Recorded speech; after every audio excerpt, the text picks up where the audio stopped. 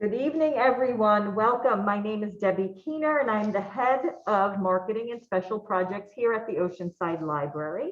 I would like to introduce my colleague and fellow presenter for tonight, head of adult services, Nadine Spano. We are known here as Deb and Nay, and we encourage you to go to pagingoceanside.com to learn about our series of book discussions on the same page with Deb and Nay. Our podcast, Books and Banter, and of course, our Author Spotlight series, which we're so excited for tonight. Lastly, Nadine and I would like to thank everyone at the Oceanside Library for giving us the opportunity to offer these fantastic programs to our community. Nadine? So tonight's author is Rebecca Serle, an author and a television writer who lives in Los Angeles. She is the author of 6 novels, almost 7, one on the way, and co-developed the hit TV adaptation of her YA series, Famous in Love. The poster's right behind her there on the wall. She received her MFA from the New School in New York City, and she loves Nancy Meyers films, bathrobes, and giving unsolicited relationship advice. I love that bio, Rebecca. Welcome. Thank you for being so here with us. Thank you. I'm so excited to be here. So I'd like to, for those, I know a lot of our viewers have read In 5 Years, which was one of the books that we have been discussing here. Yes, we have it too. I love it. Sometimes when people are talking about books, I'm like, what is, like, I can't think of it. So I'm always like, here's a prop. There you go. I love it. So first, it's always nice to just get what your background is. You know, how you became a writer. When did you realize you wanted to be a writer? What's your story writing your first novel? So tell us a little bit about yourself. Sure. So I've always sort of been a writer. I say often that I'm really glad that this worked out because I'm just not good at anything else. So I got really lucky. I truly have no other skills. I always remember writing stories as a young child, and I was entering writing competitions, in middle school. I was like working on a short story collection by the time I got to high school, and then I majored in creative writing and English, and I got my master's at the New School in creative writing. So it was always a thing that was in me. It was always what I loved to do, but I just didn't know that real people wrote books. I was like, I don't know, I love them, but it never occurred to me that I could do that. And I moved to New York and thought, well, maybe I'll be able to get a job in publishing, or maybe I'll be able to get a job in magazines or something that's like around words. And I got an internship at Penguin, the publishing house. And I also started working part-time as an assistant at a literary agency. And I had a draft of what would become my first novel, a book called When You Were Mine, or Rosalind. And I was able to give it to an agent that I was working with at the literary agency where I was assisting, and she became my first agent, and that's how I sold my first book. So it was like I was just sort of in publishing and began to understand how it worked and who the players were, and that, okay, I didn't even know what an agent was. Agents represent writers, and then they sell writers' works to publishing houses. And so that's how I got in, and I've been writing full-time ever since. I feel very, very, very blessed. That's wonderful. Wow. That doesn't always happen. We meet a lot of authors who and get to interview them who've dreamed about being writers, and it takes them so long to get there, and they've done a million other things in the meanwhile. Right. And so to have that come to such a wonderful place for you, it reminds me a little bit of Dani, who like kind of knew what she was determined.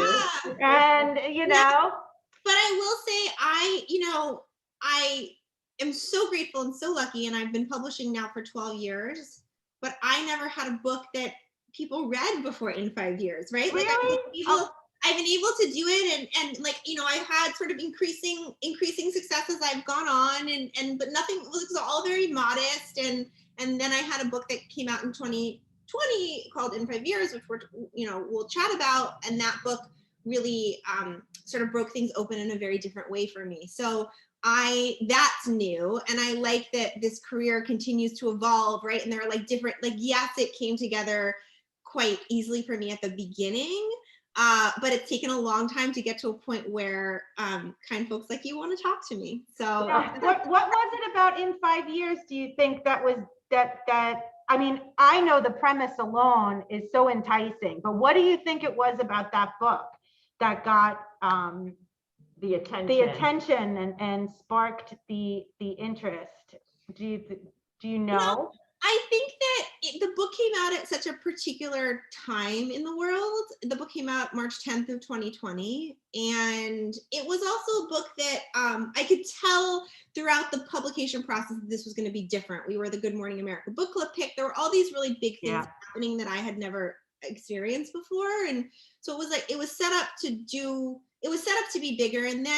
And then 2020 happened, and I was getting ready to go on a 12-city book tour, and it was canceled after 2 stops. And I was set on March 12th, and I had this feeling of like, oh God, have we all poured our hearts into this for nothing? Is it gonna fail now? Because we can't do anything, we can't promote it. Like we didn't even really, well, I didn't Zoom back then. Like we didn't have this, right. It wasn't ubiquitous in the same way.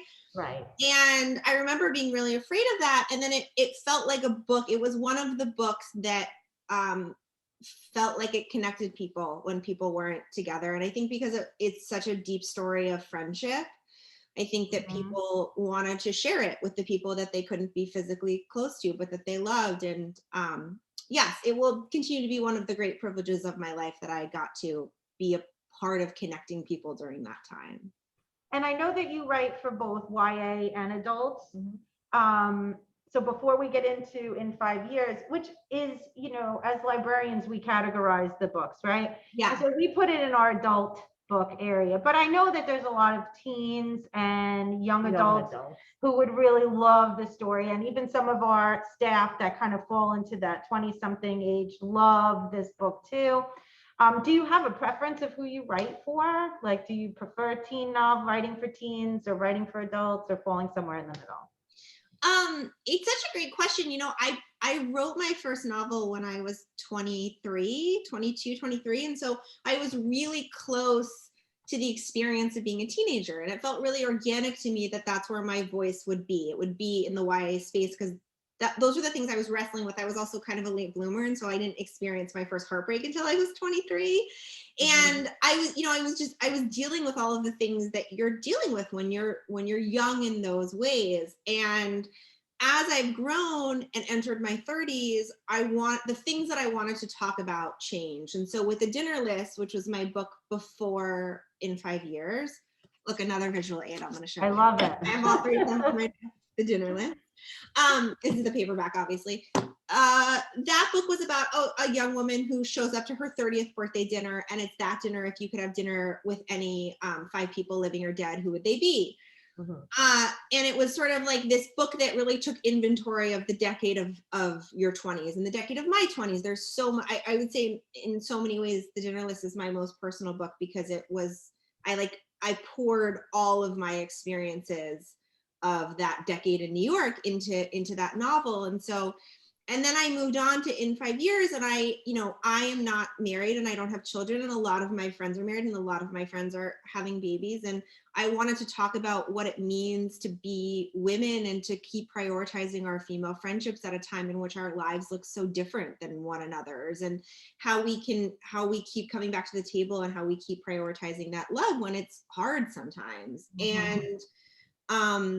And so, yeah, I think to me, it's not so much preference. It's just that this is where my voice naturally fits now as I grow and as I get older and as I want to explore different things. And I hope and imagine that will continue to be the case for me. I think that my work in a lot of ways reflects what I'm going through in my life. Maybe not exactly one-to-one. Thankfully, my friends are not going through the things that Danny and Bella have to go through in 5 years, but the sentiment of that is I share a lot, and I think I write to, so Jordan Didion once very famously said, I write to figure out how I feel about my life, and I think that is true. Nice.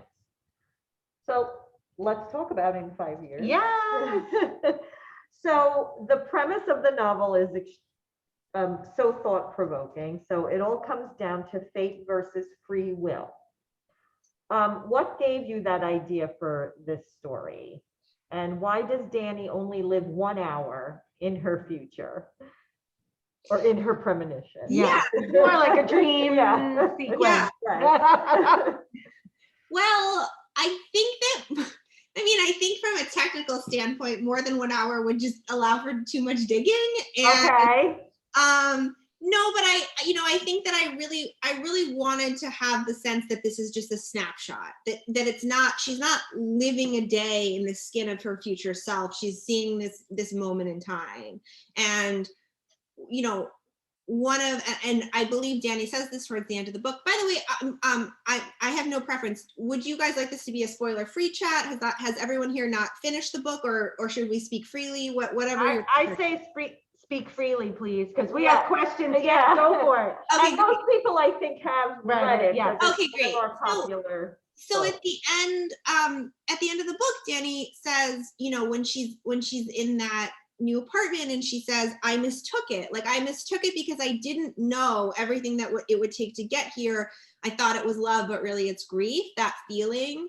And I think that one of the themes of the book is really, even if we can see what's coming, we can't see what it will mean. Yeah. And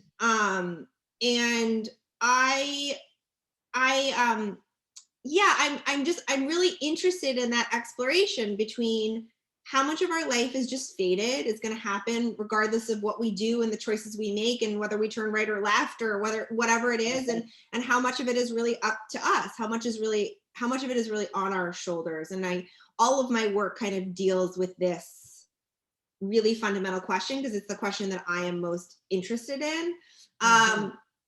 There was also I also saw this psychic medium 8 years ago.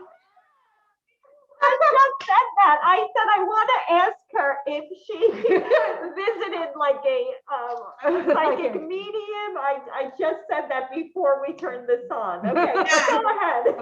Yes, I did. And she told me a very, very specific prophecy about my love life and who this person would be, and like name, job, all of these things. Wow. And so this was maybe a decade ago. And then 7 years after that, that session I had with her, that appointment, whatever you want to call it, I met this person, like exactly how she described it.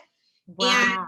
And but the situation was not what I thought it would be. And it really got me turning on the fact of like everything she said was true, but I didn't understand the context until I got there. Yeah. And so for a while, for about a year after this encounter, I was really chewing on this idea of like, what if you saw it? What if you just had this blueprint and knew what was coming? But then once you get there, because that's life, right? It never really looks exactly like what we think it's going to. Right, right. I'm actually thinking about one of our other books that we've discussed. Are you thinking about it too? Which one? You didn't like it. Oh, the time traveler. The Time Traveler's Wife. Yeah. And how he actually lives the future. As you're talking, I'm like, that's a different. Yeah. But like he's actually lived in the future. Right. This was just like almost like a dream, a premonition. Yeah. Right. And it is out of context, where he actually had more context than Danny does. yeah. So But he still doesn't know, right? I mean, it's been so long since I read that book. I think he still doesn't know how it is that he dies, and how exactly. There are things he's missing. Like he knows the future, but he doesn't understand how he gets there. Or right. Right. And it's really it's so true how we and I read this book, I guess when it was first published. I feel like it was published before 2020. I feel like I read it around the holidays of 2019, maybe. It was definitely pre-pandemic. That's why I say that. And then I read it again now, recently twice, and I see it two totally different ways because of what we've been through in the last few years. So I'm wondering about that too. Like, do you look at this story and the situation a little differently because of, look at who knew what 5 years, that's a meme now, right? Like we all got it wrong 5 years ago when we said what would be like in 5 years. Well, what would it be like in 2020? Right. So, I wonder if you thought that too, because you sure wrote this before the pandemic, and now the world has changed so much for everyone and how they live, right? Yeah, so much for everyone. No, absolutely. It's like you hear that saying, truth is stranger than fiction. Yes. And I think that has proven to be very accurate over the last 2 years. Who possibly could have ever conceived of this occurring? But I think that, I think for me, and I've talked about this a lot with my friends and my community over the last 2 years of, how important it is to just really to try to be present in life no matter what is going on, because the truth is we don't get do-overs, and we don't get these 2 years back. I know there's been a lot of talk about how this is a time at a time and it doesn't count, but it counts. Of course it does. Right. This is our life. And so, when I think about that question between fate and free will, what I end up most of the time landing on is that we can't choose what happens to us, but we get to choose how we react to what happens. We get to choose, how we engage and how we move forward. And I think, this is a question that we're really contemplating now, like as a society and also globally. It's like, how do we move forward and what does that look like? And but I've thought about that a lot. I've thought about it a lot over the last 2 years, that this is our life, and it's not, it's not a time at a time, and it's not ideal, but it is, we don't get this time back. I love the fact that I could read this book in 2 different times, like really, and get 2 totally different things from Out of it. Yeah. Pre-pandemic and now. So I think it's really, really interesting the timing that this book came out. I just in 5 years, it's like almost a premonition in itself. Right. I'm sorry, everyone. No, in a great way though, because it really made me look at things, and then it makes you look at things again. And it's really very interesting. And we were talking a little bit about the main character, Danny. Well, obviously she has the premonition with Aaron Gregg. Right. But so, that's always in her head until obviously when she does meet him. But her relationship with Bella, like that's what I was more interested in, because a lot of time as young women, you're always like, oh, who gets the better boyfriends? There's that going on. But then really when you get older, you realize it really was the friendships that you developed over time. So I was interested in that, in Bella and Danny's relationship. And how did you put that together? That's so beautifully said. Thank you for that. I think female friendship is one of the most important forces in my life personally.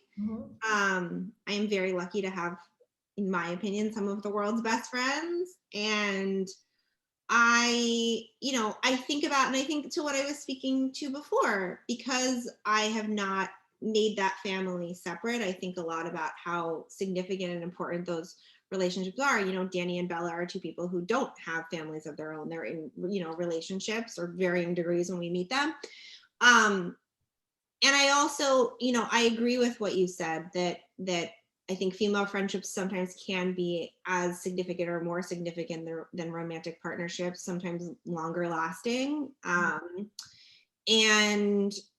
that we oftentimes, I think, take friendship for granted. Maybe not as exactly the right word, but we oftentimes sort of feel that maybe it doesn't deserve the same accolades that romantic love does, or we don't talk about it in terms of building our life together with someone. And I thought, like, how interesting would it be to have 2 women who really are like so kind of like dichotomous, but also like these kind of mirror images of each other and who they are as people, and that they really have built their lives in some ways around each other. And that, Danny is the recipient even of like some of Bella's wealth when she passes away, right? Yeah. They're like, they are family in that way. Right. There's a book I was just looking to see because I couldn't remember the author, called, I don't know if you got a chance to read it, and if you haven't, I recommend it to everyone also, because you're talking about love, Conversations on Love by Natasha Lunn. And this book is fairly recent, but she talks about love and specifically about friendships and how sometimes we take, like you said, taking for granted, but really her point is that love comes in many different ways. And when you think you have this idea of what love is, which Dani definitely did, or what she thought it was supposed to be, until she realizes Bella and, you know, she feels that connection. You know, it's love comes in many, sometimes you're fortunate in love in ways you don't realize. Yes, So, beautifully said. That's so Right? beautifully said. Absolutely. Yeah, Yes. and you know, so you were talking about how important female friendships are to you, and Dani and Bella, are they? Did you base them on you and your friend, or any of the characters based on your real life? I think all of my, yes, no, I think all of my characters are in some way based off of like me in some capacity. I think that also Dani and Bella are very much opposite ends of a spectrum, and I think most people fall somewhere on that spectrum, right? Like I think I'm probably more Dani than I am Bella. And I think in a lot of ways, Dani's journey over the course of the novel is to become a bit more like Bella, and Bella's journey is to become a bit more like Dani, that they kind of take and exchange these pieces with each other and learn to be like a little bit more whole in themselves, not just in their relationship. But I would not say that any characters necessarily are based off of people in my life, but oftentimes qualities of relationships are. So like particular relationships might be based off of relationships of mine. I think Bella is probably an amalgamation of maybe 3 of my very close friends, and then also her own spirit. Right. Dani felt so clear to me in who she was, and also the story doesn't work as well if you have someone who, like for instance, if Bella was our protagonist and Bella lived an hour 5 years in the future, she would be like, cool, I guess I live in Brooklyn now, and I guess I have a new boyfriend. I'm like, that seems fine. Right? So it had to be somebody who has such a rigid, airtight idea about what life is meant to deliver her. And that then it would look so different than what she's planning, that the story only really works with somebody like Dani. Yeah. And then once I had Dani, I wanted to give her this like real significant counterpoint in Bella. She's very, Dani's ambition too. She's so, unapologetic about her career. And, you know, she's a lawyer, attorney, and she gives up all of her free time for her job, and she has no qualms about that whatsoever. Like, she's so willing to give to her job. I kind of love that you did that with her, because we don't really see such characters like Dani who are so strong-willed and just, I don't care, this is my career. Yeah, this is where I want to go. She wanted to be part of this law firm from the time she was young, and she was just like, go, go, go, go, go. Yeah. And, you know, what made you, it's just such an interesting turn on a female character in a book. And can you tell us a little bit about that? Are you that way?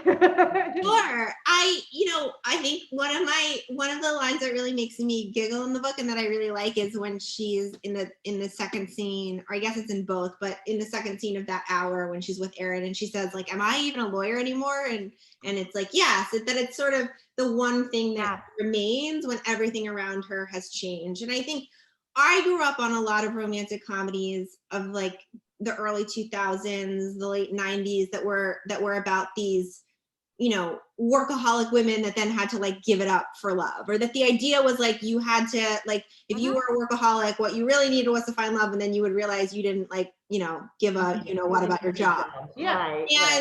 And I just feel like that's like dated. It's not really where we are anymore. I like the idea that she is unapologetically ambitious, and that that's not a quality that needs to change in order for her to be worthy of love.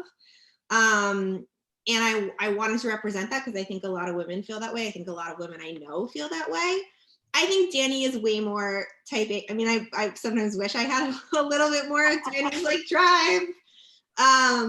It's like, I think it's harder for me to wake up in the morning than it is for her. But yes, I thank you for calling that out, because that is a portion of this book that's really important to me, and I'm glad that seems to resonate with readers. And her friend, and Bella doesn't give her a hard time about it. Yeah, like her friend's so supportive of her the way she is too, and vice versa, of course. But yes, you know, Yeah, and I think Danny would like Bella to like stick it out a little bit more. Danny believes like her value system is around like you stay with something and you stay with it until it works. And Bella is much more, you know, she's more holistic and creative in that way. That's not really how her brain works, which is why I say I feel like I'm a little bit of at the intersection of the two of them, because I definitely have an artist brain in some ways that Bella does. And look how Danny approached the cancer with Bella, like the same way. Right. She's just like, we're going to do it until it works, and it's going to work, and you're going to do it no matter how bad it feels. And when Bella, all the research, everything, getting to know the doctor and what needs to be done and the kind of surgery and everything like that. I mean, that is sort of the friend you want. But then also there's times where, you know, when they have a little bit of a riff, and she's overbearing. So, you know, you can see that too. But yeah, I love her character is really just so interesting. And because that's true life. Yeah, because you can have a best friend, but they can annoy the crap out of you. For sure. So, but you still love them. Yes. But, you know, sometimes you have to tell them, you know what, I can't deal with you right now, you know. So that I found to be, you know, true to life, not that this glorious friendship, and you know, friendships sometimes go up and down, and that's what I took from that. It's a real relationship, and I think that we do ourselves a disservice by pretending that it needs to be all rainbows and butterflies all the time. Like, why would you not go through things? You go through things with your family, you go through things with your, you know, with your romantic partners. Like, why would you not with your friends? And we don't really always have the language to discuss it. It's more like, oh, if she can't get on my page, then forget it. You know, then like, maybe she isn't the friend I thought she was. And I think working through that is really, it's valuable. It's beautiful. Mm-hmm. How do you think Danny would have handled the pandemic in a pandemic world? I'm sure Danny would have like ordered everyone in 95s and gloves, like, you know, and would have been sending everyone like the latest CDC information, and would have taken the whole thing like very data and like with a very like data analyst mind. Yeah, she probably would have been valuable, and then she probably would have gotten pretty annoying. Right. Imagine quarantining with her, Rebecca. No, thanks, but no thanks. I think like how this book would have been, this is all the things I was thinking, was I, you know, read it at 2 different times. Like, you know, imagine if she had a quarantine with, you know, her boyfriend, fiance, and like how that would have went, or she had to work from home. Oh yeah. My God. Oh, working from home would have been miserable for her. Yeah. Miserable. Bella definitely would have been the person who's like, I haven't seen anyone. And she's like, well, I mean, I did get that facial. And then I guess I stopped by Tom's, and like his in-laws were there. And also, oh my God, his cousins I haven't seen. Like, it's that sort of thing. Yeah. Like, that's it. I haven't seen, and then I did go to that one lunch with those 14 people. But that was it. That's all I've seen. Has this time changed, the last 2 years changed your approach to writing at all? Like are you writing now? And if so, has it changed how you approach things? I don't think that it has. I wrote my new novel, which I will show you here, One Italian Summer, that comes out March 1st. I love the cover, by the way. I don't know who did the cover art, but it's great, right? Yeah, beautiful. Yeah, our like in-house designer at Simon & Schuster is just so brilliant, and this is I love it. Leiwan's handwriting. But anyway, I wrote that like really in the depths of like COVID-1 from April to July of 2020, and it is it's a book about I can give you guys a little summary if you It's a book about a young woman who's just lost her mother, and her mother was her best friend and her first phone call, and like her mom just had all the answers. And her mother had always talked about this trip that she took to Positano right before she met Katie, as our protagonist name, Katie's father, and became a wife and a mom, and her whole life changed. And they had this trip planned to go back together for Carol to show Katie this like magical place that meant so much to her. And Carol, Katie's mother, passes away before they can go. And so Katie decides to go on this trip by herself. And in a magical twist, ends up meeting her mother when her mother is 30, and they spend the summer together as 2 young women. Oh. So, Are you crying yet? it's really, it's like, I think that this book starts off in kind of a sad place, but then it is a much lighter read than In 5 Years is. I feel like there's a sense within 5 years, like the walls are closing in a little bit. And I think One a Time Summer actually works in the opposite direction. It begins from a small place and sort of just like the book is about breaking out and breaking open. And, my dearest hope is that that's what's happening for us in the world right now, and that this book is going to be born into a very different world and can be shared and, read at pools together and laughed about over drinks and all those things that didn't really happen within 5 years. And it's just like, it's a story about Italy and wine and food, and it's just really fun. And I wrote it during that time where I really wanted to travel, and I really, like, I missed my parents, I missed my mom, I wanted to be with people, and I wanted to be out in the world. And so I hope that that's the feeling people get in reading it. Have you been to Italy? Were you there before the pandemic? Yes. Okay. I was there in 2019, and I'll tell you guys this story, which is that I went back with my mom, and my mom had always talked about Rome and Positano. She went when she was 20, and she fell in love with this guy named Ramo. And we found him. We looked him up on Facebook, and we found his sister, and they met at the Trevi Fountain, the place where they had met 50 years beforehand. And I should caveat this by saying my mom is like very happily married to my father. And actually this whole thing took place on his birthday. And my dad was like the biggest champion. He's like, send me photos. It was very sweet.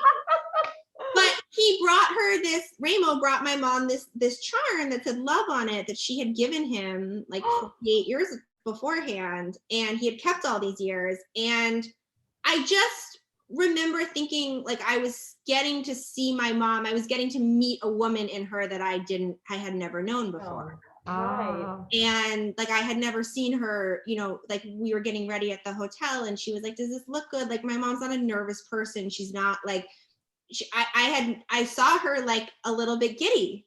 I saw her as a young woman, and I thought, what might that be like to get to spend one summer with your mom that way. So you're speaking to two people who've lost their moms, so young. So we'll probably read it and cry. I'm so sorry. On a trip to Italy.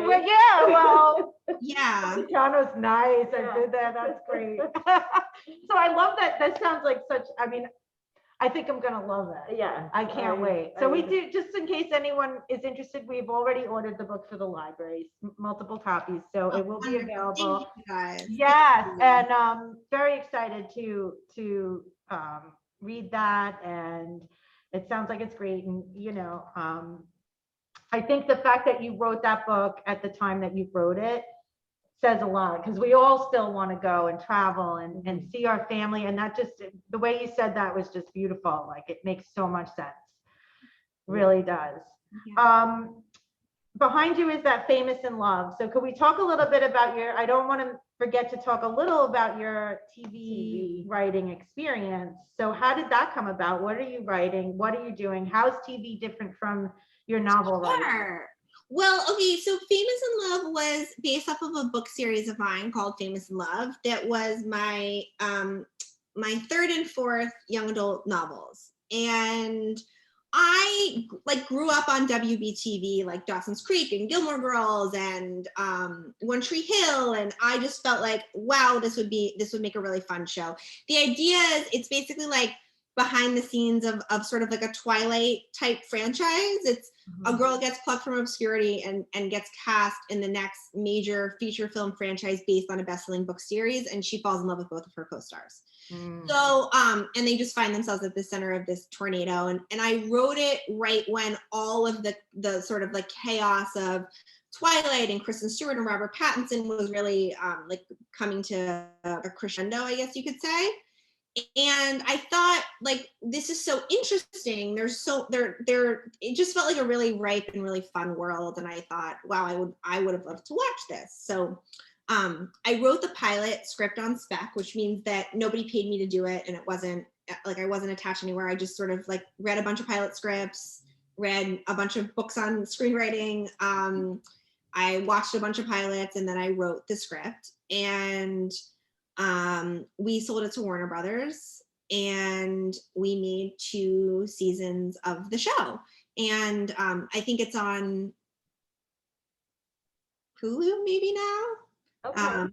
I think it's on Hulu now, and it was a really fun, very like here drop into the deep end, like good luck swimming experience that I'm like really grateful for. It was like, I think probably the most challenging thing I've done in my professional life, and also in a lot of ways the most rewarding, because it was just playing in a totally different universe, and it was so much fun. And the cast of that show are still like some of the closest people to me, some of my best friends. So it was a great experience. And I have done some screenwriting since then. I will say, like, novels are really my heart, and right now my like book career is fairly demanding, and so that's been my focus over the last few years. And obviously things weren't in production last year and all the rest of it, which we know. But I am thinking that I would really love to write One Italian Summer, and I think perhaps it'll be a film. So there's I think that screenwriting is such a different, to me, it's so much more mathematical than book writing. Book writing, you can really just like free write and keep going. And it, there's just, to me, it comes very naturally. There's something really organic about book writing, and screenwriting is much more, especially if you're writing a television show, it's just far more mathematical. You have, you know, a 6-act structure, certain things have to happen at the end of act 2, right? Like there's all these kind of markers and hills and valleys.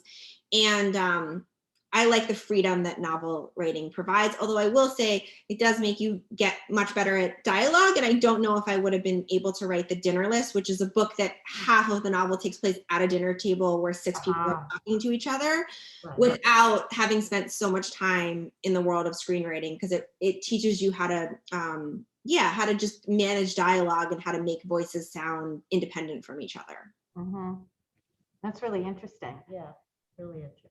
What do you think about, I mean, I felt like as I read In 5 Years, I could see it as a limited series on some, like I would like to see the movie version of that. It went through my head, you know? Right. Yeah. I definitely could. Yeah, definitely. Without a doubt. Yeah. We have a question from Judy, actually, 2 questions. Oh, great. He said, I felt that Danny was obsessed with Bella to the point that she would get engaged and then couldn't make wedding plans. Almost unhealthy. Your comments? Oh, interesting.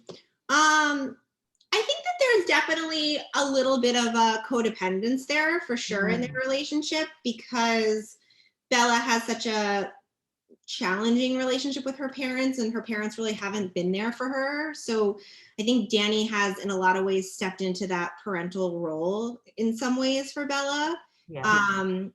But yeah, I mean, I think there's definitely some codependency there. I also think we are just not often used to reading about or watching about like really deep love between friends, and sometimes that's what it looks like. Yeah. And then this was also my question too, Judy. Why the use of 2 names for Greg and Aaron? Because it's a trick.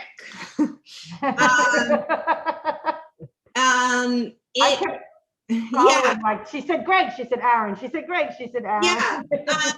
Well, it's a trick because it, you know, it allows you to not understand, like there's, when Bella first brings him up, if we would say Aaron, we would like know, not that we don't already know. I'm pretty sure it's like in the flat copy of the book. So it's a little bit of a trick. But the other thing is that he needs to be 2 different people in order for the story to really work, because Danny is so drawn to this person, but the person she's drawn to is really not the Greg that's in a relationship with Bella. It's the Aaron that she spent this one like precious hour with, and it's the person that she's now sharing all of the B-side of all of this real deep like grief and tragedy with.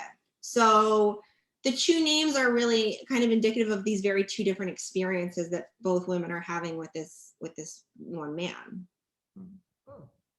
Do you I just had a question related to that. Do you think, does Danny and Greg Aaron, do they continue to have a friendship beyond that? I'm trying to remember, because like, what is their future? I know she meets up with someone else by randomly at the end, which was very interesting. Don't know where that's going, but we do know that, you know, Greg and Aaron and Danny are, you know, they share this love of Bella, and I'm just wondering like where that goes. What a casual way of asking me what happens after the book ends. You like that? I kind of was getting around to it. What you think? Because I think we all have an idea. Yeah. In our head. Oh, yes, exactly. Well put. So yes, what I will say is this, like, I want to be clear, this is just my point of view. I really believe that once a book is published, it belongs to all of us. My opinion on what happens after is no more significant than your opinion on what happens after. I would like to believe that Danny finds like real lasting love with Dr. Shaw. And I think in a lot of ways, him showing up at that moment is like sort of Bella's hand from the afterlife, right? Like it's her divine hand that she's going to be looking out for Danny and guiding her life a bit as she moves forward. And I think that, you know, I think that Danny and Aaron probably don't see each other that much because it's probably really painful and there's probably still a lot really there, but I think that they have the kind of relationship where they know that they're there for each other and that they, you know, check in twice a year as time goes on. They become maybe closer than they're able to when the book ends. I like that. That works. Do you think though there's some guilt because of what happens at the end between them? You know, Yeah, I don't think it's guilt because I think they both really recognize what it is. Like, I think they both understand that it's just this like real deep shared experience that they're both having, and that they're the only two people in that moment who can get it, and that the manifestation of that understanding is maybe ill-advised, but it is what it is.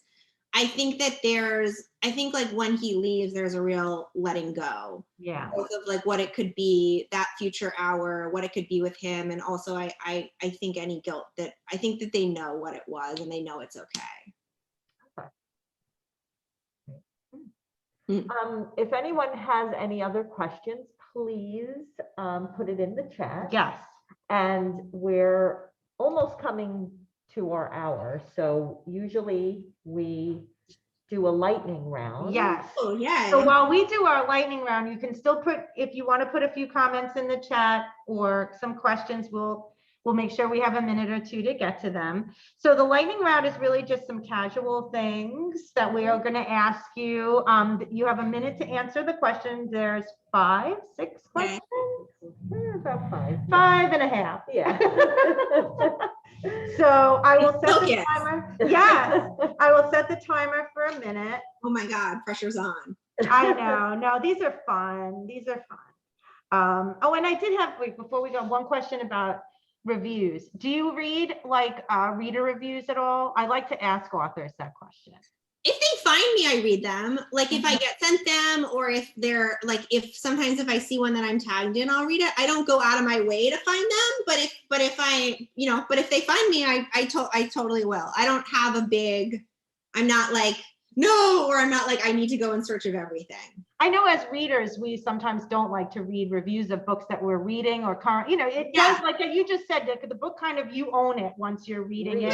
You feel like that story is your own, and everyone has their own opinions, but as an author, I feel like that's kind of a unique thing when people see your work a certain way. So, I mean, did you ever read a review and think they didn't get it? Of course, all the time. I didn't write it for you. All right, let me set this timer. And our stopwatch is going to start. Debbie's going to ask the questions. I'll ask the questions. Okay, ready? Yeah. And go. Netflix, Hulu, or Amazon Prime? Hulu. What are you currently binging? Hulu, because I'm currently binging How I Met Your Father, and I really love it. I love it. Did you watch How I Met Your Mother? Yes. Me too. Okay, cool. What's your favorite pandemic snack or cocktail? wine, but now I've gotten really into like I've gotten really into hella cocktails. They're like faux cocktails, and they make this like spritz that's really good. So maybe Ooh, Oh, okay. we'll have to look into that. Yeah. Books or movies that give you a good cry or a good laugh? oh, so many. I'm like I cry in a lot. I cry at the end of books is moving to me. I cry at the end of books. But I did just watch the Harry Potter reunion special, and I was just sobbing through the entirety of it. So I know. Oh my gosh. Oh, that was a minute, but Wait, we're we have gonna one more. ask your the last question. Okay, what character of a book, not yours, or a TV movie series would you like to have dinner with? Sounds familiar. oh yeah, I know. Such a good question. Okay, a character. It has to be a character. Yeah. Oh, Pacey Witter from Dawson's Creek. Oh, That's a good one. Down, hands down. Okay, I Okay. love it. and what would you ask? Can we go back 16 years and fall in love? Ah, Aw. We have a comment. Oh, yes. Mary said, I can't wait for the new book, March 1st. me too. Yeah. Thank you, So Mary. exciting. So exciting. Thank you. Well, thank you so much, really, for taking the time. I know you're on the West Coast, correct? So, I hope you're having nicer weather than we Yeah, are. it's like it's We're freezing. trying. in New York. Do you miss New York cold winters or what? I No, don't. right? I'm No. so sorry. I Don't don't. blame you. I don't. But I Washington am. City. I am coming back because we are doing a tour for One Italian Summer. Excuse me. So I will be coming back. I think maybe March 3rd. So I'm like getting Oh. it together. Well, let us know, because if we could be a stop on your tour if possible. I don't know. Oh, yeah, maybe. We would love that. So If you'd let us like know. to. We would love to have you. We're And, not far. We're not. We're only like 20 miles outside of New York New City. York City, Yeah. yeah. Thank you guys so much. This was so much fun and such a great event. And I so appreciate all of your thoughtfulness, and thank you for everything you do for me and our whole book community. Thank you Oh, so much, thank really. And we you. look forward to the new book. It sounds awesome. I can't wait. We Yeah. can't wait. So Thank thank you, you guys. again. Everyone, thank you Thanks for so much. joining us. Have a great night. And remember to go to our website to check out our next author and our next book discussion. And everyone have a great night. Thank Yay. you so much. Bye, Yeah. guys. Bye. Thanks, Bye. Rebecca. Bye.